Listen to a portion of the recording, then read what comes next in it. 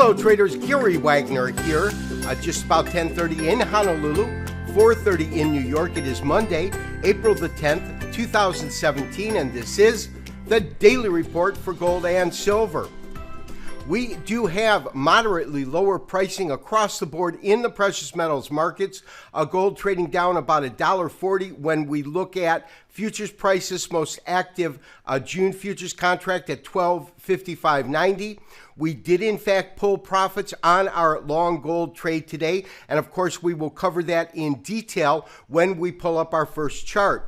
When we look at spot gold is actually trading a little bit higher, up about 70 cents at $12.5426, $12.54 and change. And comparing that to futures is still trading a couple dollars below futures. Interestingly enough, though, it is silver that is really taking it on the chin today, off about 22 cents when we look at March futures at $17.92.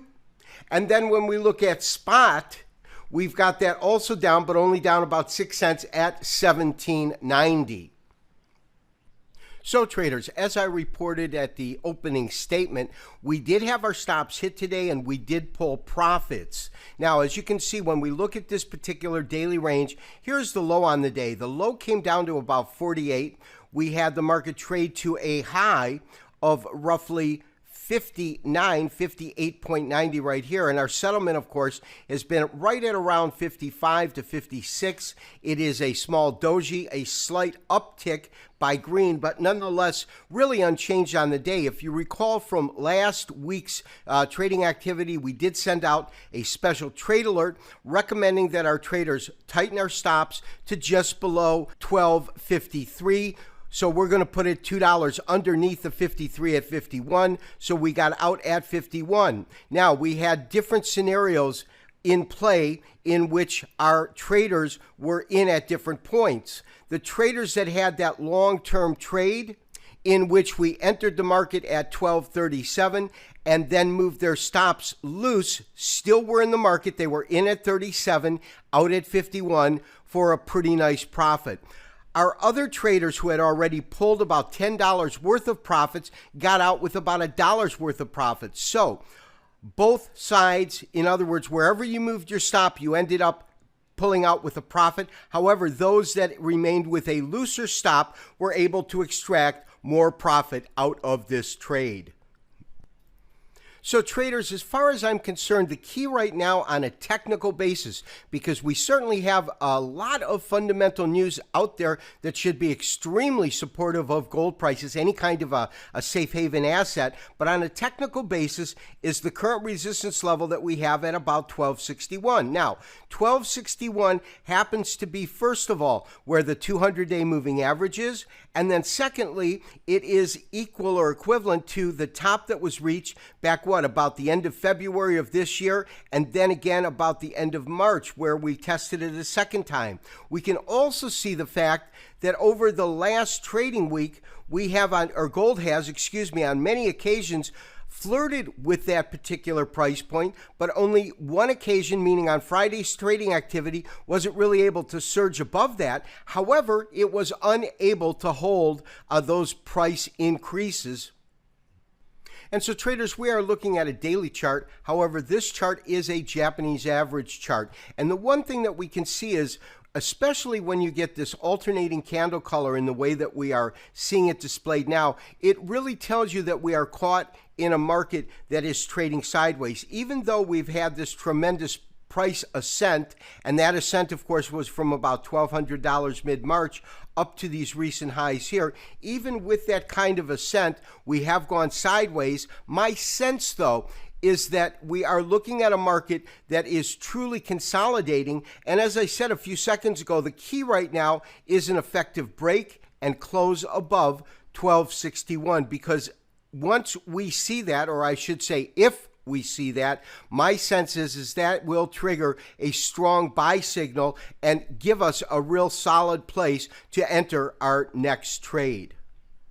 In other markets that we follow, we did have the U.S. equities markets trading higher today, although nominally higher, as you can see reflected in the Dow Jones Industrial Average, only up about 2 points, so we can call that in essence unchanged at 20,658. Over to the Standard & Poor's, again, another fractional change. Call it unchanged on the day at 2357.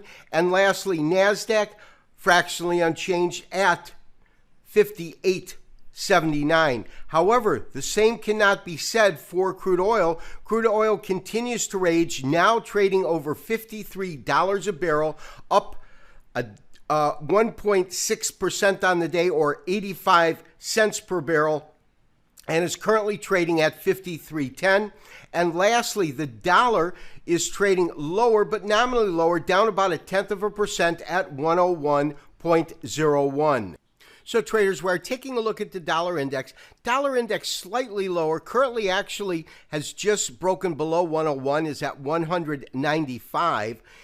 But what we see when we look at this on a technical basis is a couple of things. The first thing is when we draw a line across this particular area of where the price point is, we can see that we do have highs and lows right in this particular area. But this area could easily serve as a point of resistance in which we could see the market go lower. Now, obviously, one red day does not make a pivot point or a turnaround. And secondly, the dollar has been extremely strong.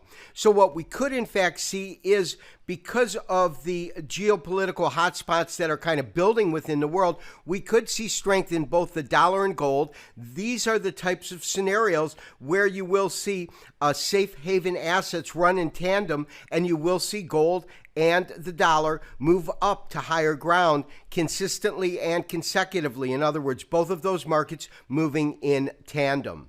And as we said, traders, crude oil had another extremely strong showing today, now above $53. And the other thing that's absolutely noteworthy is the fact that crude oil is now well above this short-term 50-day moving average. Now, it has been above the 200-day moving average for at least a week to a week and a half, but over the last 3 days, meaning beginning on Thursday, we had an effective close above the 50-day moving average, and that close has been sustained as we see this market move to higher ground. We see no real resistance in the market on a technical basis till about $54, and that, of course, is based upon this sideways trade activity that was so apparent in the market through the end of December into this new year, up until about the beginning of March, when we saw crude oil come under dramatic pressure and actually trade to these lows at 47.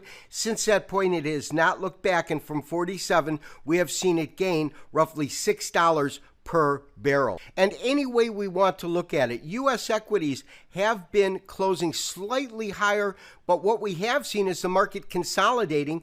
The positive or bullish factor about U.S. equities right now is they have been maintaining this sideways or quiet trading activity above the 50-day moving average in the Dow Jones Industrial Average. When we look at the Standard & Poor's, we can see the same thing is evident. It has been trading above the 50-day moving average, and the same with the NASDAQ, trading well above the 50-day moving average. In the case of the NASDAQ, we are almost still at these all-time record highs that we can see right here. And that wasn't too far or too long ago whatsoever. That occurred last week. So we could see anything happen with these markets, but we are absolutely in a period of consolidation. We are looking at a weekly chart. This time, the market that we have pulled up is spot gold. Of course, spot gold is trading at $1254.10, up about $0.50 on the day, but very much in the same light that we have looked at our futures market. We do have some real resistance in the market. Now, our 200-day moving average falls a little bit below that of the futures market, but it is still falling right here. I believe this is about 1258, market has been trading effectively right in that area, and we certainly see real resistance in the market in that area. And it's for that reason that I feel comfortable that we pulled out and took a profit today. We could see the market break out, but if and when we do that, that's going to be our trigger to re-enter the market. And if in fact it finds any kind of weakness and drifts down, we've got really solid support at 1200. That's where I think we could see the market go to. However, I don't see, with the geopolitical hotspots that are occurring in the world today, the market really succumbing to too much downside selling pressure. Traders, we are currently flat with no active trades. We took profits on our trades today. We will remain flat until I send out the next trade alert. This has been Gary Wagner, wishing you, as always, good trading. We'll talk to you tomorrow for another daily update and review. Bye-bye.